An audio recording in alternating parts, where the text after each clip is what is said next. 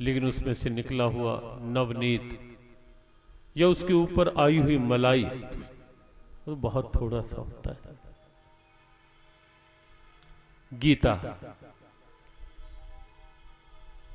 संपूर्ण ग्रंथों का नवनीत है, एसेंस है, तत्व है, सार है, माखन है।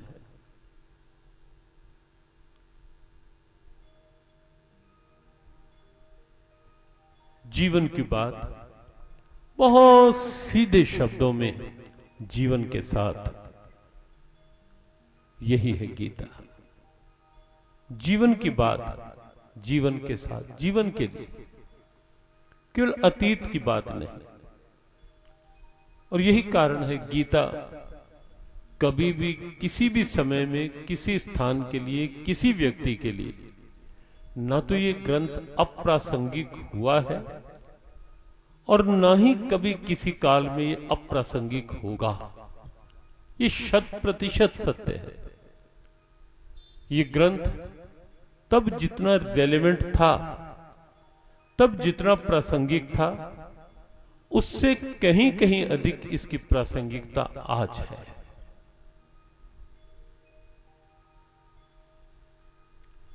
पूर्व में भी शायद एक बात कही होगी। मॉरिशस में 2 वर्ष पूर्व एक सत्संग आयोजन था। सत्संग से पूर्व वहां के एक मंत्री एक दिन 2 शब्द जब माइक में कहने लगे, बड़ी अच्छी बात कही उन्होंने। मॉरिशस के मंत्री थे। वो कहने लगे कि हो सकता है कि समय पाकर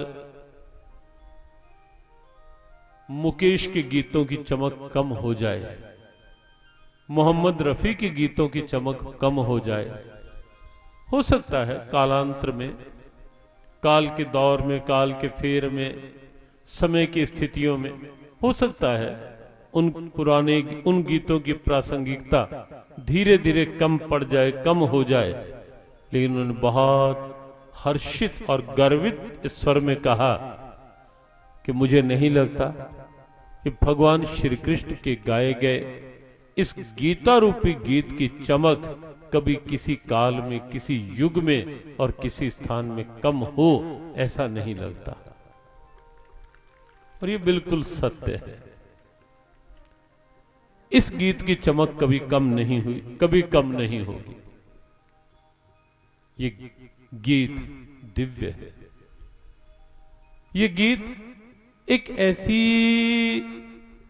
आवाज है दिव्यता की जो किसी साधारण मुख से नहीं, या स्वयं पद्मनाभस्य मुख पद्माद्रि निःसृता।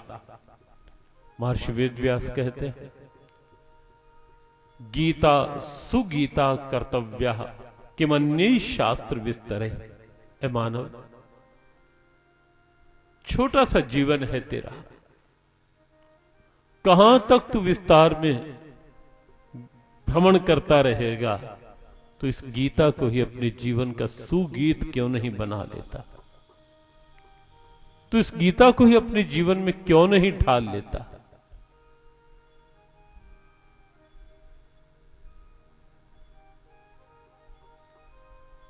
तर्क दिया आगे, पूछा क्यों? कहा इसलिए कि या स्वयं पद्मनाभस्य मुख पद्माद्रि निःसृता, क्योंकि ये गीत, ये वाणी ऐसी है जो साक्षात पद्मनाभ भगवान के मुख पद्म से निकली हुई है। कमलनाभ भगवान के मुख कमल से निकली हुई ये दिव्य वाणी है। इसलिए मानव, तेरा सर्वतोमुखी, सर्वतो भावेन, सर्वांगीण तेरा विकास भगवान की इस दिव्य वाणी में निहित है।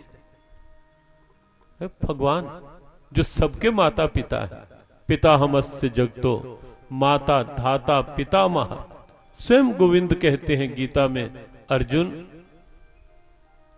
मैं सारे संसार का पिता माता पितामह हूं, संपूर्ण विश्व का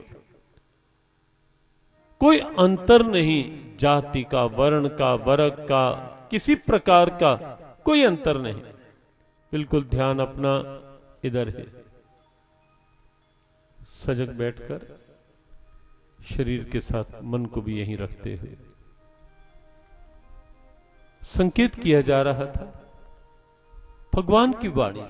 और भगवान सबके समान रूप से सुहृद, सबके माता पिता, सबके पितामह, वो एक ही तो है, एक ही परमात्मा। परमात्मा दो नहीं है, परमात्मा एक है। हाँ, आगे भिन्नताएं, विविधताएं, डिफरेंसेस, ये जो भी है, ये आगे अलग अलग शरीरों, जाति शरीर की है, आत्मा की नहीं है। वर्ग वर्ण शरीर के साथ है, आत्मा के साथ नहीं है। ये छोटा बड़ा, निर्धन धनवान, नर नारी, ये सब शरीर के भेद हैं, आत्मा के नहीं, परमात्मा के।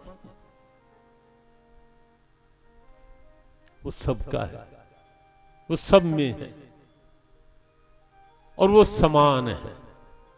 ऐसा भी नहीं है कि वो किसी धनवान में बहुत अधिक है और किसी निर्धन में बहुत कम, ऐसा नहीं, बिल्कुल भी नहीं है। वो समान है, निर्दोषम समम ब्रह्म। गीता में भगवान कहते हैं निर्दोषम ही समम ब्रह्म। ब्रह्म क्या है? निर्दोष और सम सत्ता है। और एक बार तो स्पष्ट सा संकेत, समोहम सर्वभूतेषु न मे द्वेष्योऽस्ति न प्रियः।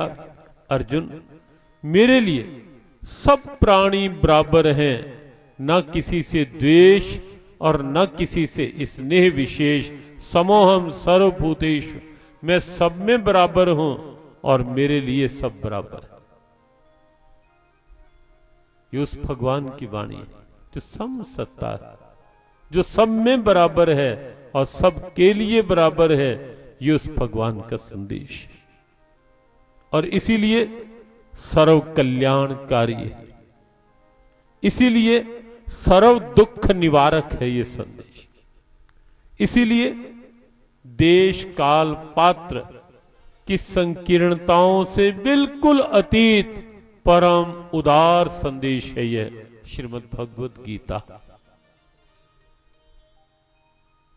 भगवान का गाया गया गीत, शाब्दिक अर्थ भी श्रीमद् भगवत गीता।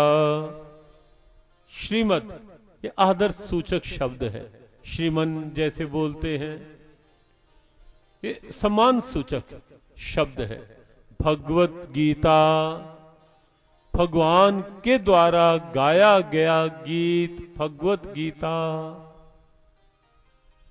प्रश्न उठता है कि भगवान को क्या आवश्यकता पड़ी गीत गाने की? भगवान ने क्यों गीत गाया? गीत कोई गाएगा किसी अपने किसी स्वार्थ के लिए या किसी भाव के लिए, किसी बात के लिए। भगवान को ऐसा क्या? भगवान ने ये गीत गाया किसी और कारण को लेकर के नहीं, केवल एक ही कारण था भगवान के द्वारा गीत गाया गया, जन जन के कल्याण के लिए, दुखों के निवारण के लिए, केवल इसी। पिता नहीं चाहता कि उनकी संतान दुखी हो। हाँ, अपनी गलतियों से कुछ वो कर बैठे वो अलग बात, लेकिन हर पिता चाहेगा कि मेरी संतान सुखी हो। परम पिता यही चाहते हैं कि जीव दुखी ना हो, ये जीव अशांत ना हो किसी भी तरह से। गीता इसीलिए भगवान के श्रीमुख से निकला गीत है, जीव मात्र के दुखों का निवारण हो, जीव किसी भी तरह से चिंता ना करे। मां शुचा, गीता के सार शब्द जो है वो केवल इतना सा है, मां शुचा। महापुरुषों ने कहा, गीता मर्मज्ञों ने। 18वां अध्याय के 18 अध्याय हैं गीता के। 18वां अध्याय पूरी गीता का सार है। 66वां श्लोक 18वें अध्याय का सार है। और 66वें श्लोक के भी अंतिम 2 शब्द मां शुचः, ये उस श्लोक का भी सार है। अर्थात संपूर्ण गीता का सार मां शुचः, तू शोक मत कर, तू दुखी मत हो। ये गीत इसलिए भगवान के द्वारा गाया गया कि ये जीव दुखी नहीं हो, ये जीव चिंता में ही नहीं लगा रहे, निश्चिंत जीवन जी सके। गीता निश्चिंत जीवन की प्रेरणा है। और इसीलिए यह गीत महाभारत की युद्ध भूमि में गाया गया, रास मंडप में नहीं गाया गया। श्रीधाम वृंदावन की उन रसीली सुरीली भावनाओं में या व्रज की उन कुंजों में नहीं गाया गया। निधि वन में, जहां स्वामी हरिदास जी महाराज के संगीत की दिव्यता में कन्हैया कई बार नृत्य करते और बिहारी जी के रूप में प्रकट भी हुए, जहां ये गीत वहां भी गा सकते थे, कि उससे सुरम्य, उससे सुरीला रसीला वातावरण कदाचित और कहीं सुलभ होगा या हो, लगता नहीं। बहुत सुरीला सुरम्य वातावरण है। आज भी कभी आप निधिवन जाएं,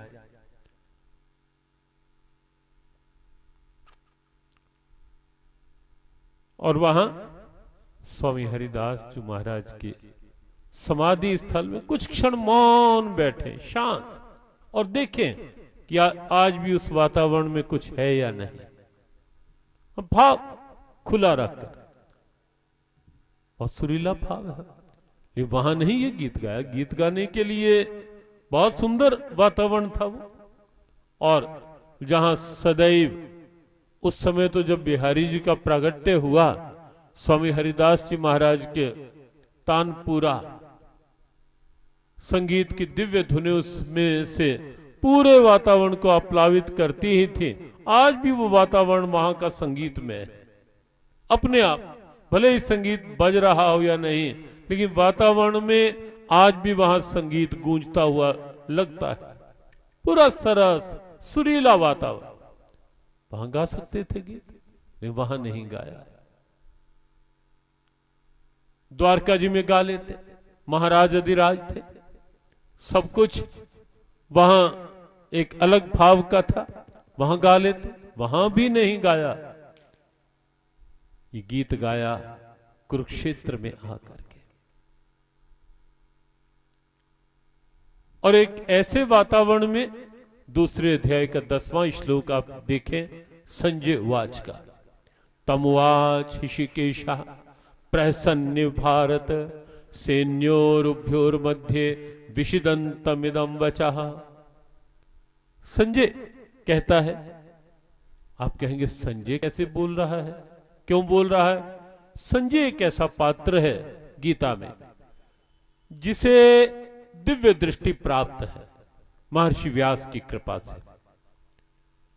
और कुरुक्षेत्र में हो रहा महाभारत युद्ध, संजय हस्तिनापुर, जो यहां से बहुत पास है हस्तिनापुर, हस्तिनापुर में बैठे बैठे संजय एज इट इज यथारूप हूबहू देख रहा है, सुन रहा है, और आगे धृतराष्ट्र को सुना रहा है।